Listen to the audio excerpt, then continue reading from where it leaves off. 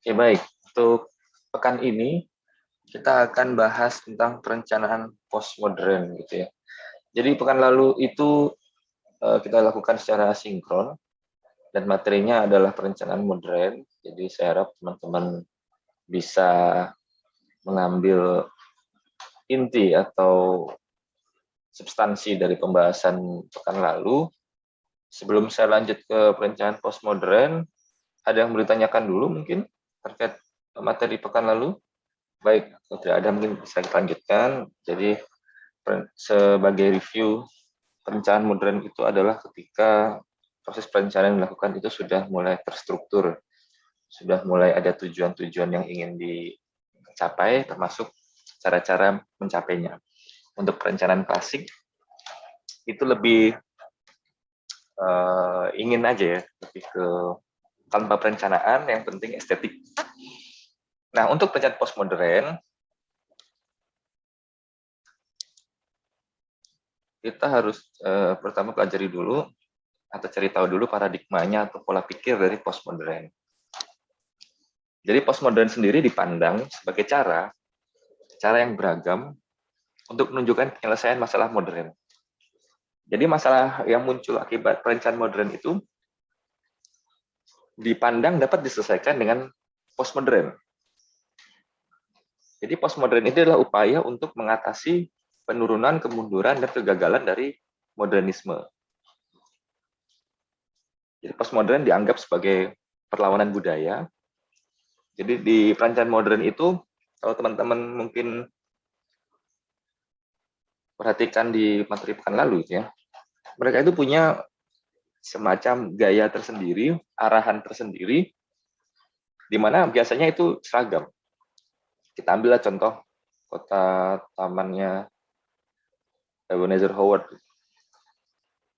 Jadi penataannya itu sudah sesuai dengan desain, dan beberapa kota itu kalau mengadopsi tema tersebut, ya pasti begitu susunannya. Di pusatnya ada tempat pertemuan publik, kemudian ada tempat pemukiman warga, kemudian makin keluar ada industri, kemudian baru tempat perdagangan dan jasa, di mana dibatasi oleh area hijau. Nah, postmodern itu muncul untuk melawan hal tersebut, melawan keseragaman tersebut. Karena postmodern adalah dilihat sebagai politik pluralistik. Jadi politik plural di mana more is good. Di mana seragaman itu membosankan. Dan kalau kita lihat dari sisi desain, gaya yang dianggap adalah gaya eklektik. Gaya yang memadukan berbagai macam aliran penuh dengan ornamen-ornamen. Jadi rame. Gitu. Kemudian postmodern melahirkan klasikisme baru atau neoklasik yang memberikan perhatian pada sejarah. Jadi mencoba untuk menghidupkan kembali sesuatu yang pernah jaya di masa lampau. Sesuatu yang dulunya baik, mencoba direplika ulang di era sekarang. Kemudian postmodern dianggap sebagai perayaan budaya konsumerisme yang dilihat sebagai berdaya cipta, manipulatif, shocking, mengejutkan, dan neokonservatif. Jadi untuk paradigma yang ini mungkin lebih dekat dengan bidang desain gitu ya. Jadi postmodern ini melahirkan sesuatu yang mungkin belum pernah ada sebelumnya, karena dilihat dari politiknya yang pluralistik tadi, itu berarti dia menggabungkan berbagai macam gaya, berbagai macam aliran untuk memunculkan tema dia sendiri. Gitu. Sehingga postmodern itu hanya bisa dikritik atau direview dengan memperhatikan konsep postmodern itu sendiri. Jadi kalau dilihat dari secara filsafatnya, postmodern secara umum bisa dianggap sebagai upaya untuk menyelesaikan problem yang muncul dari adanya perencanaan modern. Dan postmodern mungkin bisa dianggap sebagai tanpa aliran, dalam artian dia tidak punya corak tertentu karena dia menggabungkan atau mengambil berbagai macam aliran sudah pernah ada untuk diterapkan ke dalam perencanaan yang dibuat saat ini. Nah, bagaimana kalau postmodern itu wujudnya adalah sebuah kota? Jadi kota postmodern itu punya tingkat globalisasi yang tinggi. Jadi kerjasamanya itu sudah antar wilayah bahkan sampai global levelnya, di mana interaksi dan kerjasama yang saling menguntungkan itu dapat terjadi dengan kota yang lain tanpa dibatasi ruang dan waktu. Jadi jarak waktu itu sudah bukan penghalang bagi kota postmodern. Yang penting sama-sama ada profit yang bisa diperoleh, maka oke, silakan dilakukan dengan globalisasi yang tinggi. Kemudian teknologi dan ilmu pengetahuan itu didefinisikan kembali. Jadi mulai menggali lagi ilmu pengetahuan yang sudah pernah ada, karena tadi dia ada neoklasikisme tadi, mencoba untuk melihat bagaimana tren terdahulu, bagaimana teknologi yang sudah pernah ada sebelumnya, untuk diaplikasikan ulang di era sekarang dengan sedikit twist atau updating dari ilmu yang sudah berkembang saat ini.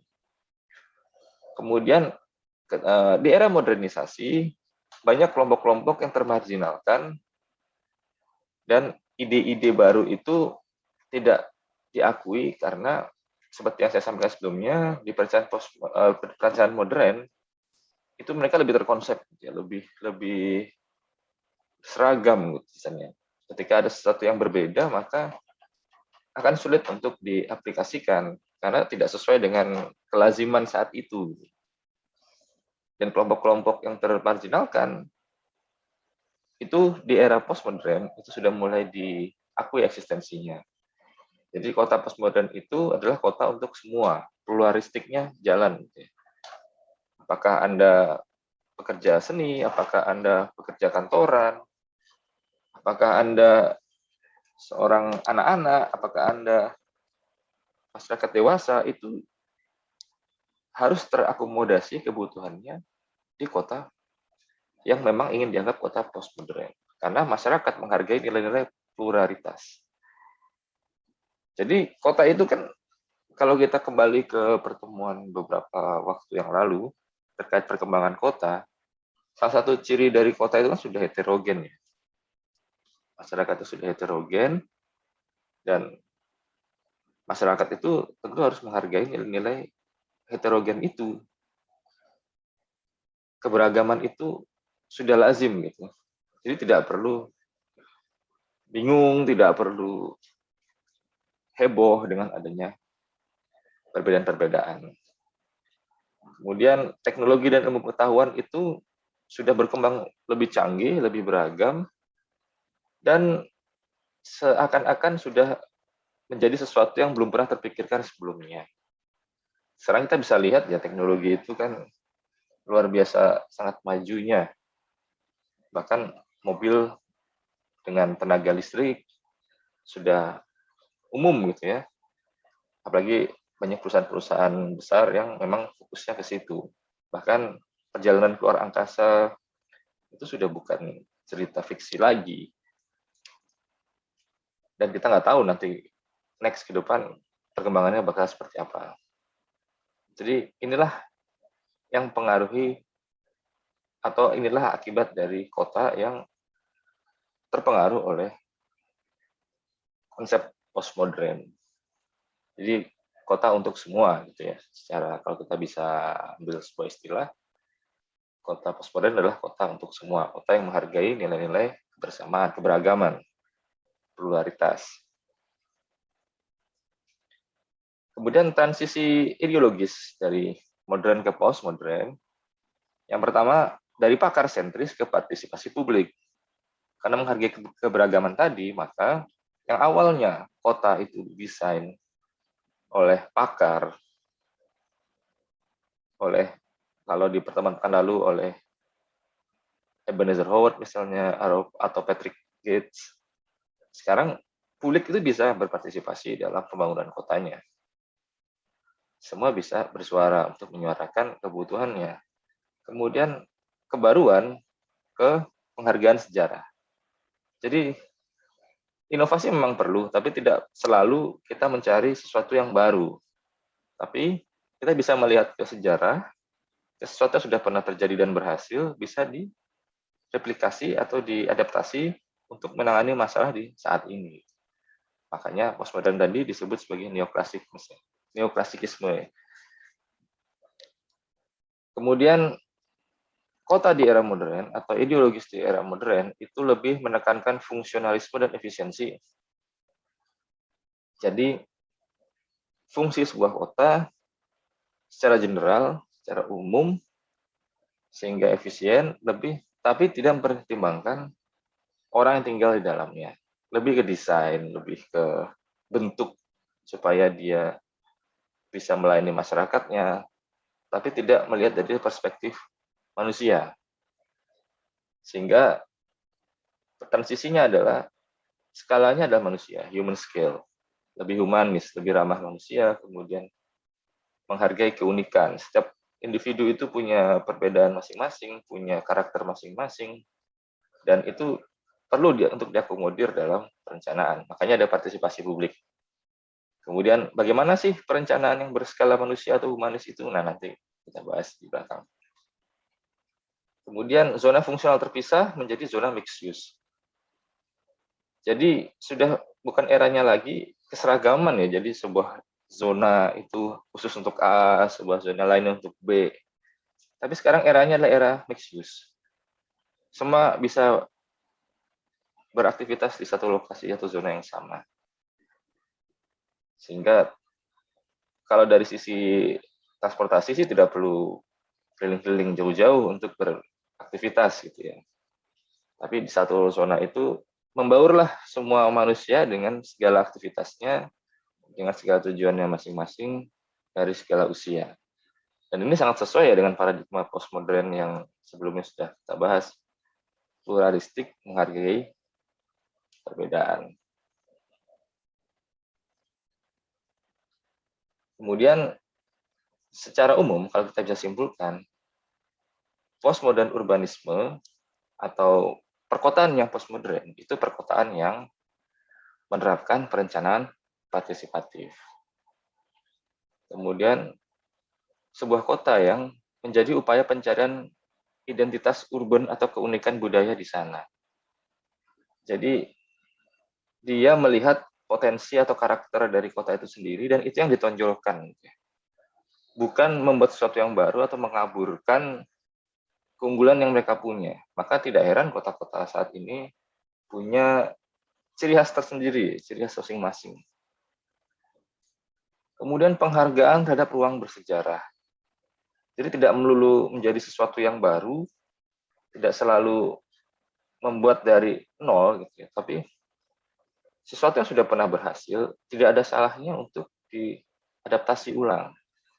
Atau ruang-ruang bersejarah tidak ada salahnya untuk dihidupkan kembali, menjadi sesuatu yang lebih bermanfaat untuk masyarakat. Dan seperti yang disampaikan sebelumnya, penentuan zona atau penggunaan lahan itu lebih lentur ya, untuk menciptakan sebuah pembauran antara aktivitas masyarakat. Tapi tentunya kita harus perhitungkan juga ada beberapa aktivitas zona yang memang tidak cocok untuk dijadikan satu, gitu. Seperti industri dan permukiman, ya tentu akan sulit untuk dijadikan dalam satu zona. Tapi intinya adalah tidak melulu satu zona itu streets atau harus penggunaan lahan tertentu. Karena era sekarang adalah era mixed use, era-era dalam satu lokasi kita bisa melakukan banyak hal. Nah, untuk materi selanjutnya kita lebih menarik untuk membahas tentang para tokoh-tokoh visioner di era postmodern ini dalam mengeluarkan gagasan atau idenya dalam perencanaan kota. Jadi ada 3 tokoh yang akan kita bahas di sini. Ada James Lerner, kemudian Ellen Dunham Jones, dan yang terakhir adalah Jan Gehl.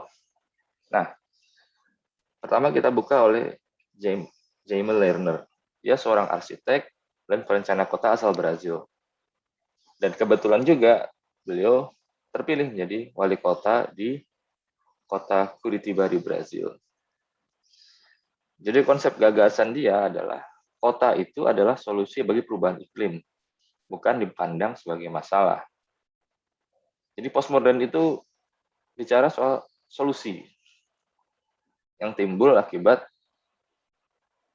perencanaan modern. Nah, perencanaan modern itu salah satunya adalah di era industri, di mana masyarakat atau penduduk berlomba-lomba untuk memajukan industrinya. Nah, itu kan buruk untuk lingkungan.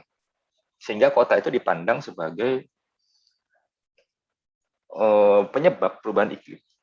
Tapi bagi Jaime Lerner, bukan seperti itu. Justru kota adalah solusinya.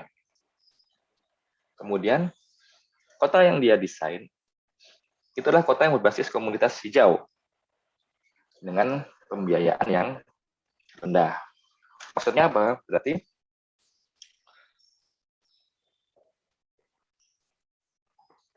oke, jaringan tadi agak terganggu ya. Saya lanjutkan. Jadi maksudnya kota berbasis komunitas hijau yang pembiayaan rendah itu adalah masyarakat itu bisa turut berpartisipasi, tapi dengan affordability yang terjangkau. Maksudnya gimana? Nanti kita bahas di konsep belakang. Kemudian mengaplikasikan sistem BRT pertama di dunia. Nah, untuk BRT mungkin contohnya yang di Jakarta itu, Transjakarta itu merupakan sistem BRT. Nah, jadi si Bapak Jaime Lerner ini menerapkan apa yang dinamakan urban acupuncture. Jadi ketika dia merevitalisasi sebuah kota, itu fokusnya adalah sebuah poin atau titik. Bukan kota secara keseluruhan, tapi satu titik saja. Yang mana titik tersebut diharapkan secara cepat dapat memberikan energi positif bagi kota itu sendiri. Dan tidak hanya berupa lingkungan fisik, tapi juga bisa berupa kebijakan. Jadi dia fokus di satu titik saja. Nah, harapannya seperti akupuntur, ketika satu titik itu diberi pressure, maka akan terjadi chain reaction gitu ya. Efek berantai ke titik-titik lain. Seperti akupuntur, kalau ada titik saraf yang ditekan, maka akan pengaruhi yang lain. Misalnya jantung akan memompa darah lebih cepat, padahal hanya menusuk satu titik tertentu gitu. Nah, kota pun demikian.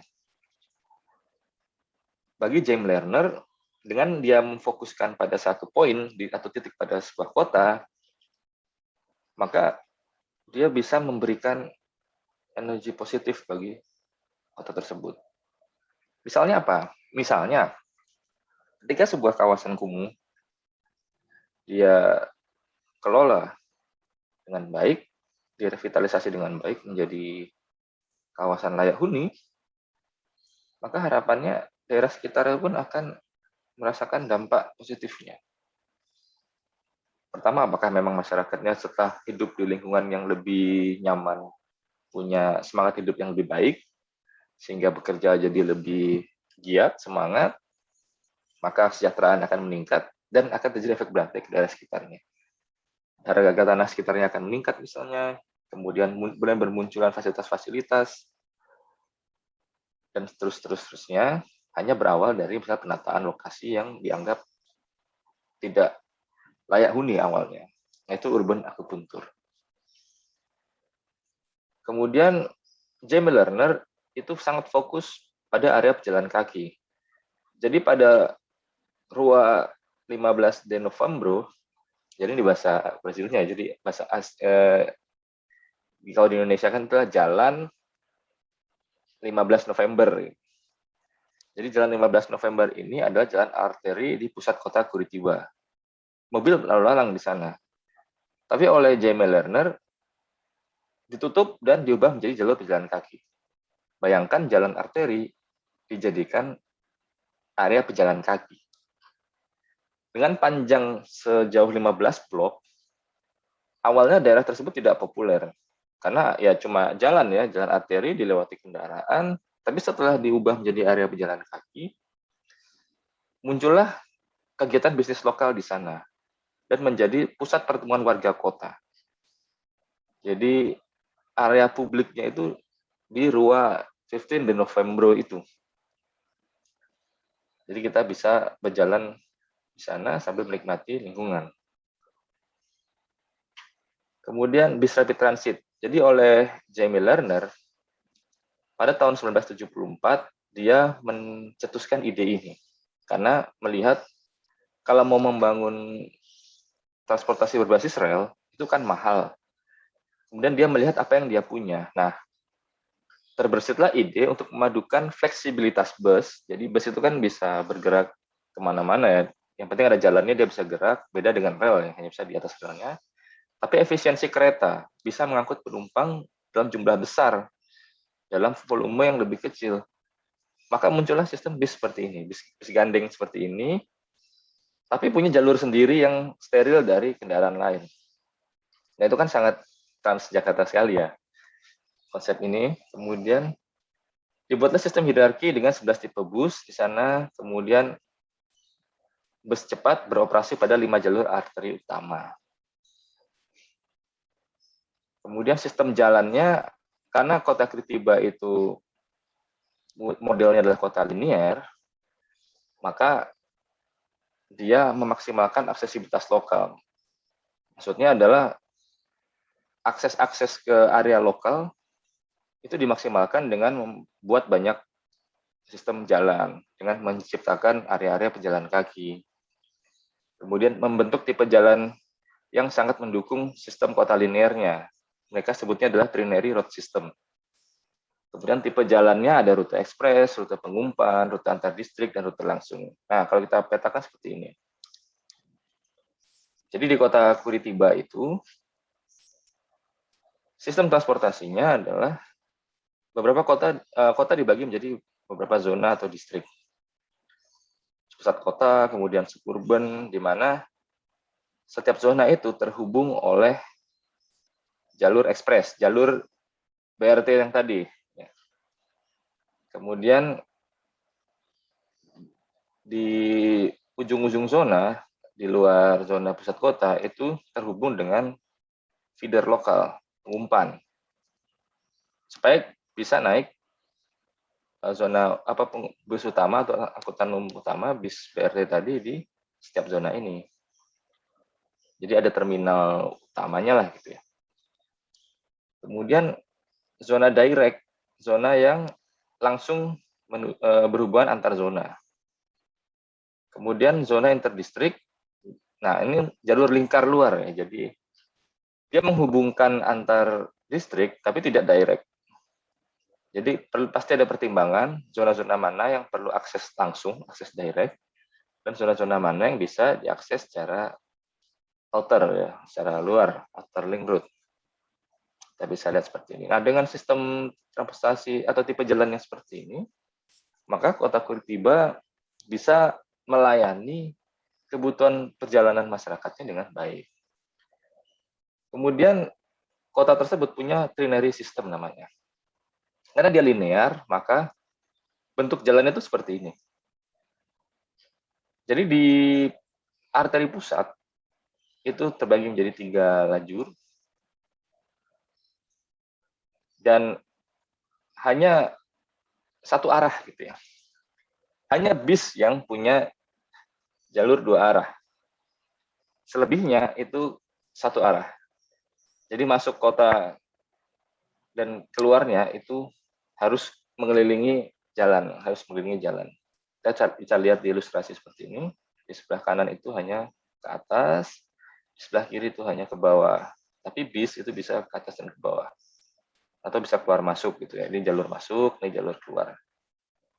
Dari sini dia bisa memastikan bahwa akses jalan itu lebih lancar karena tidak ada perebutan jalur, di mana seperti yang saya sampaikan sebelumnya, di pusat kota hanya bis yang bisa dilewati 2 arah. Selebihnya, jalur masuk dan jalur keluar itu dibedakan. Nah, dengan demikian, dia bisa memastikan atau dia mengupayakan bahwa arus transportasi itu cenderung lebih lancar gitu ya, walaupun mungkin harus memutar sedikit. Nah, kalau nggak mau memutar, ya naik angkutan umum. Konsepnya adalah seperti itu. Kemudian untuk halte itu ada setiap 500 meter atau 400 meter berjalan kaki. Dia tersedia halte-halte itu, pastikan ya orang-orang bisa terangkut di sana. Kemudian kita bisa lihat di sini untuk transportasi lokal antar kotanya bersebelahan dengan jalur bisnya. Sedangkan akses jalan di luar pusat kota itu lebih ke traffic regional atau transportasi menuju daerah lain. Kemudian aturan zonasi di Curitiba itu memang dirancang untuk berkembang secara linear mengikuti jalur transportasi massal.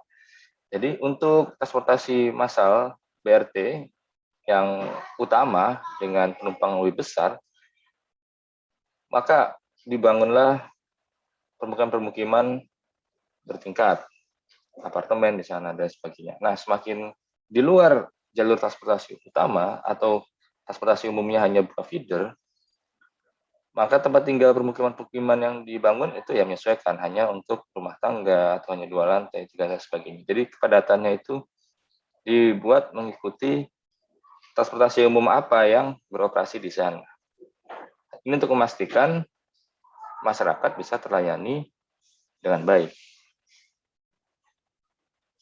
Nah, seperti yang saya sampaikan tadi, kota hijau yang murah gitu ya. Nah, maksudnya adalah di Curitiba dia punya program namanya Cambio Verde dan Lexoque Now Elixo.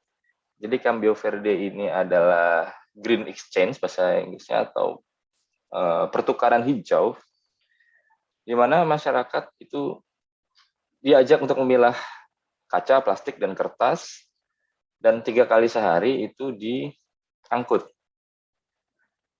Dan ya ibarat bank sampah tapi skalanya kota gitu ya. Jadi mereka bisa dapat imbalan. Atau setidaknya sampah itu tidak menumpuk di TPS. Mereka tuh nggak punya TPS. Jadi Curitiba itu hanya punya satu pengelolaan sampah TPA, landfill, sehingga masyarakat kota itu lebih indah gitu ya, tidak banyak tempat sampah karena masyarakat sudah memilah dan diambil 3 kali sehari. Kemudian program yang kedua, Lixoque Now Elixo, itu adalah garbage trash that is not trash, jadi sampah yang bukan sampah. Kenapa? Karena sampahnya dihargai. Beda dengan exchange tadi, exchange kan untuk bahan baku industri recycle-nya ya. Tapi untuk program yang kedua ini, awalnya adalah truk yang mengangkut sampah-sampah sudah dipilah ini, itu kesulitan memasuki lingkungan yang sempit. Jadi warga itu dimintai tolong untuk mengantarkan sendiri sampahnya. Tapi ada kompensasinya, yaitu berupa paket sembako. Jadi berapa kilo itu setara dengan paket yang mana. Kalau ini lebih kayak bank sampah, jadi uang yang dia dapatkan, menabung. Ya. Kalau ini langsung kompensasi berupa paket sembako, atau bisa berupa tiket gratis untuk angkutan umumnya dan lain sebagainya. Nah, dengan konsep-konsep yang atau ide-ide yang dikembangkan oleh Jaime Lerner ini, maka kota Curitiba itu muncul atau tumbuh menjadi kota yang nyaman untuk dihuni dan ramah pada penduduknya. Bahkan di Brazil Brazil kan terkenal juga dengan kehidupan perkotaannya yang cukup keras ya. Nah, kota Curitiba ini termasuk kota yang nyaman dan indah untuk ditinggali. Kemudian tokoh kedua adalah Ellen Dunham Jones. Beliau ini adalah dosen arsitektur di Georgia Institute of Technology. Jadi konsep gagasan beliau ini adalah dia melihat bahwa daerah-daerah suburban atau daerah pinggiran kota itu lambat laun mati gitu ya, tidak tumbuh. Bagian kota yang tidak tumbuh karena masyarakat itu hanya menjadikan daerah suburban sebagai tempat tinggal saja, hanya untuk numpang tidur lah istilahnya, sehingga fasilitas-fasilitas yang ada di sana itu tidak banyak, fasilitas kehidupan seperti kesehatan, pendidikan, dan sebagainya itu tidak banyak, padahal yang masyarakat yang tinggal di sana itu tidak semua bekerja, kan, kayak anak-anak, pensiunan, itu harus tinggal di daerah suburban yang demikian matinya, dalam tanda kutip, tidak banyak fasilitas di sana. Nah, Ellen Graham Jones ini menyusun ide yang namanya re-inhabitation, redevelopment, dan regreening sebagai upaya untuk menghidupkan kembali suburban yang mati. Untuk re-inhabitation, jadi daerah suburban itu ditata dengan relokasi orang, tempat, dan landscape. Kemudian disertifikasi pendapatan dan kegiatan. Jadi sumber bisnisnya didiversifikasikan, tidak hanya misalnya pertokoan, tapi yang lain. Supaya banyak orang untuk datang ke sana, untuk bekerja, dan tidak homogen. Gitu. Kemudian menerapkan apa yang namanya tactical urbanism. Nanti kita jelaskan di bawah, karena visual lebih menjelaskan ketimbang perkataan. Kemudian untuk kegiatan komunitas atau jasa, lahan itu dihargai murah. Dan mengembangkan konsep third place. Third place itu adalah lokasi yang bukan rumah, juga bukan tempat bekerja, bukan tempat istirahat, bukan tempat mencari uang. Berarti tempat berrekreasi, tempat manusia bersosialisasi. Nah, mengembangkan tempat itu di wilayah suburban.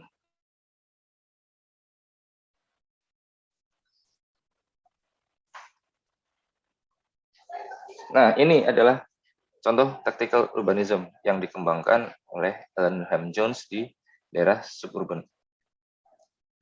Yang pertama adalah pavement to plaza. Jadi, membuat pedestrian way ke pusat-pusat ruang publik. Kemudian membongkar perkerasan jalan, misalnya untuk diubah menjadi taman. Ada relokasi ya, jadi awalnya itu daerah terbangun, dibuat menjadi taman.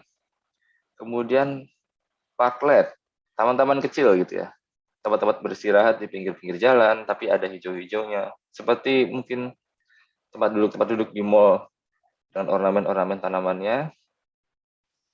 Kemudian yarn bombing, nah ini lebih ke faktor keindahan aja, di mana tanaman-tanaman ini dililit kain wall gitu ya.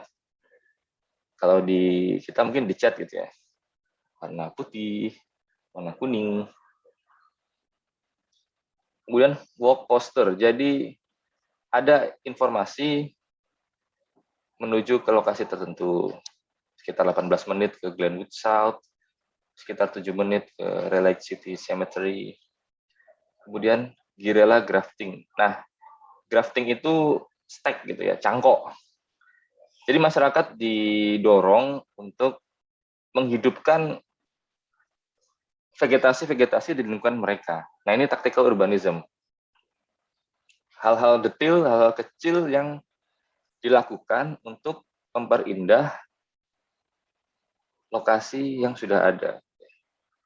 Kalau sudah fungsional, sudah indah, penuh informasi seperti ini, maka kan apa ya? Secara estetika, secara kualitas visual itu membaik gitu ya. Sedap dipandang, maka orang yang tinggal di sana pun akan lebih hidup gitu, lebih semangat. Prinsipnya seperti itu. Kemudian mengubah toko-toko yang mulai ditinggalkan, seperti ini bekas Walmart ya, diubah menjadi perpustakaan publik. Jadi awalnya ini Walmart diubah menjadi perpustakaan publik di mana orang-orang bisa datang ke sana untuk membaca buku. Jadi menggunakan ulang bangunan-bangunan besar yang sudah ditinggalkan. Kemudian di kota Willingboro pada tahun 1960, nah kita bisa lihat nih, ini adalah bangunannya Boscov Furniture, kemudian Sears, Woolworth, dan Power Plant. Nah, di tahun 2009, bangunan-bangunan tersebut diubah menjadi farmasi, kemudian kantor, kemudian ini adalah perpustakaan publik, ini community college, apa ya, sekolah komunitas gitu ya. Kemudian lapangan kota, townhouse, tempat tinggal masyarakat, kemudian planted swells. Swells itu saluran air, tapi berupa cekungan, bukan berupa saluran seperti selokan yang kita kenal ya. Mungkin ini teman-teman bisa googling swells. Nah, ini yang ada tanamannya. Jadi dia mendiversifikasi yang awalnya hanya daerah perdagangan dan jasa ya, ada industri, ada toko-toko furniture, kemudian toko-toko wall, diubah menjadi perkantoran, farmasi, tempat tinggal, area publik. Jadi pusat kota barunya itu seperti ini. Ada diversifikasi. Kemudian upaya yang kedua adalah melakukan redevelopment. Jadi menghubungkan bangunan-bangunan sehingga membentuk ruang terbuka yang saling terhubung. Jadi membentuk jalan-jalan yang terdiri atas bangunan-bangunan tapi berupa ruang terbuka. Dengan mempercantik trotoar serta menghijaukan infrastrukturnya, maka terbentuklah apa istilahnya itu, city walk gitu ya, semacam city walk. Nah, ini contohnya. Jadi awalnya hanya bangunan saja, kemudian gersang, tapi kemudian dibentuklah seperti ini. Jadi awalnya beton-beton saja seperti ini, maka mulai ditumbuhi hijau-hijau, kemudian diberi penghubung, jalur-jalur penghubung antar bangunan, ini sehingga banyak akses yang bisa dilewati oleh penduduk dan dipenuhi oleh penghijauan. Kalau kita lihat dari visual saja kan sudah terlihat mana yang lebih baik, gitu, mana yang lebih hidup. Kemudian dari area jalan yang 5 lajur ini, area tengahnya diubah menjadi pedestrian, area untuk pejalan kaki. Nih, di mana masyarakat bisa membuka stall itu kayak gerai-gerai gerobakan gitu, dan jadi pusat aktivitas yang baru. Nah, karena masyarakat berkumpul di sini, maka otomatis pinggirnya, kanan kirinya juga akan ikut berkembang. Jadi intinya adalah bagaimana suburban ini dihidupkan dengan menarik lagi orang-orang untuk beraktivitas kembali di daerah suburban. Kemudian regreening, jadi lingkungan ini dibersihkan, kemudian kualitas udara juga diperbaiki. Dengan melakukan konstruksi ulang, misalnya saluran air yang tertutup itu dibuka. Kemudian saluran jalan air itu dibersihkan, membangun banyak taman, melakukan produksi makanan dan energi, urban farming, sekaligus upaya untuk mengurangi karbon. Nah, ini adalah saluran air yang dibuka dan dibentuk menjadi seperti lembah begini.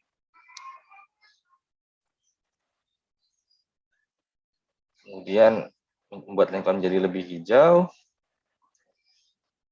Nah, awalnya ini adalah parkiran, kemudian diubah menjadi taman, lengkap dengan badan air.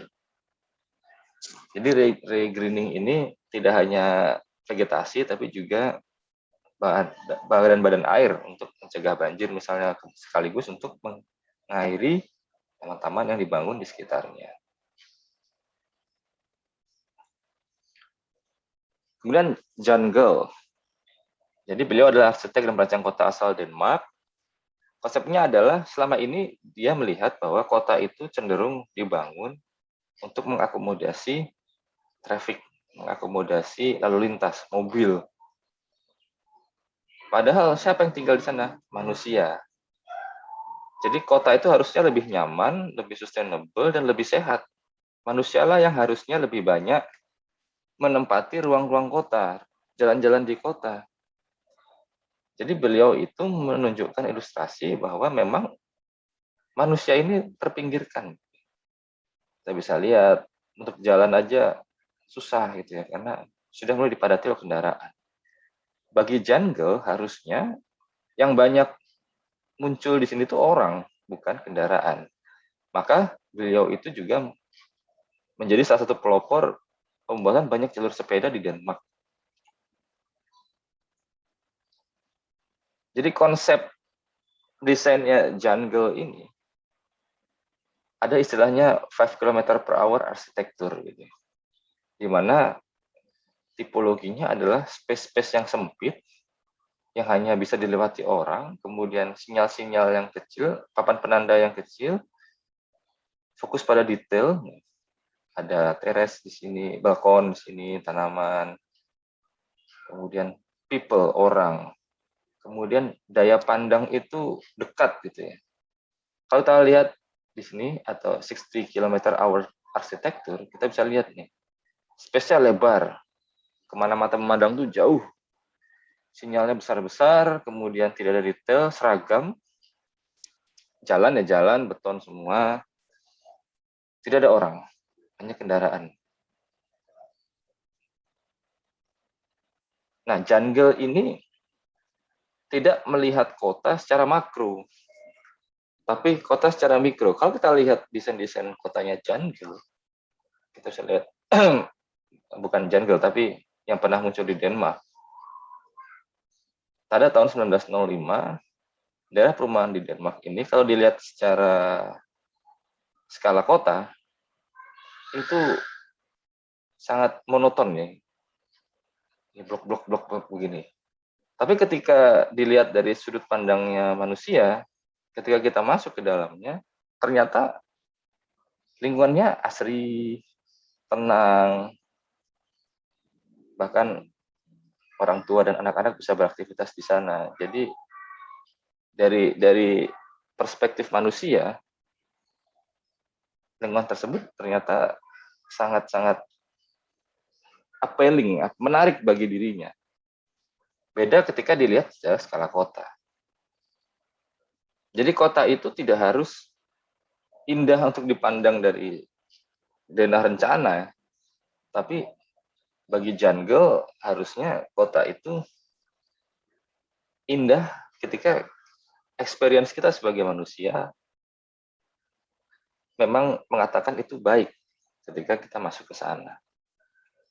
Baik, itu mungkin ya terkait konsep postmodern, di mana postmodern itu tidak punya tema tertentu karena dia plural, dia melihat potensi masalah dan itulah yang ditonjolkan.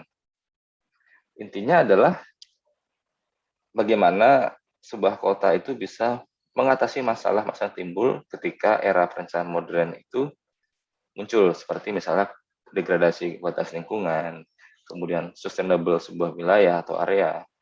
Makanya kalau kita lihat dari pendapatnya atau gagasan dari 3 tokoh tadi, cenderung menghidupkan kembali gitu ya, atau memastikan keberlanjutan dari area-area kota yang mereka gagas.